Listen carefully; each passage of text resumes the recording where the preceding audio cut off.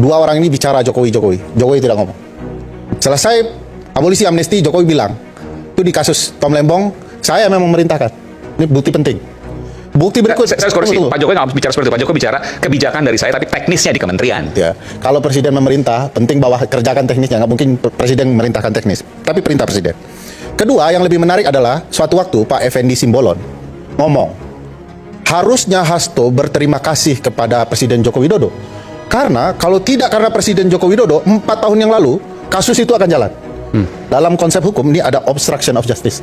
Tindakan menghalang-halangi proses hukum terhadap Hasto, sehingga kemudian kasusnya tidak dilanjut. Dari pernyataan Effendi. Pertanyaan besarnya, kenapa hanya Hasto yang diperiksa? Kalau ternyata obstraknya juga ada indikasinya dari Presiden. Ini poin yang harus dijawab saya pikir. Karena apa yang mau disampaikan, kalau seandainya tidak dilakukan proses hukum pada saat itu, maka bisa dianggap menghalang-halangi penyidikan. Ya kan berhenti kasus Hasto. Ya. Obstrak itu karena tindakan Presiden.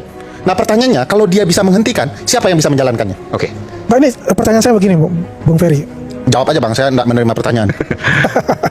Ya ini saya gak persepsinya Pak Ferry ini buat saya. Ini Tapi tudingan yang harus dijawab, ya, memang tudingan harus dijawab. Tapi sejak kapan bahwasanya Iman bukan tudingan, itu ucapan Pak Effendi Simbolon. Saya jelaskan ucapan itu dalam konteks penegakan hukum. punya konsekuensi. Punya konsekuensi. Satu, kalau ada orang bisa menghentikan, dia juga bisa melanjutkan. Nah, pertanyaan saya Kalau dia begini, bisa menghentikan kapan dan dari Pak melanjutkan, Effendi Simbolon? itu ketentuan pasal 21 yang menjelaskan obstruction of justice. Cari saja. Saya kan ngomong nih orang, pasti nggak sembarangan. Kalau nggak, saya bisa kena. Ada ucapan itu.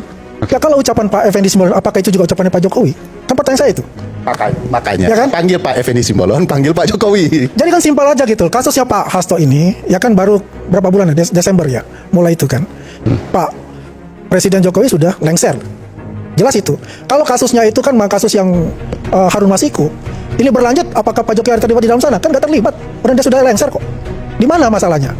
Ya kan? Ini kan ada temuan-temuan baru yang didapat oleh KPK. Maka dikembangkan temuan-temuan itu. Tidak ada hubungannya dengan Pak Jokowi gitu loh. Kalau semuanya dibalikan semua ke Pak Jokowi, ada nggak bukti yang mengatakan itu? Oke, Anda mau ngomong? Saya pikir Bang Andri ini juga justru terlalu Kalau bicara tentang temuan baru, sama sekali tidak ada temuan baru dalam perkara tersebut. Semua yang dinaikkan oleh KPK di situ adalah barang lapuk, barang lama. Tidak ada temuan baru.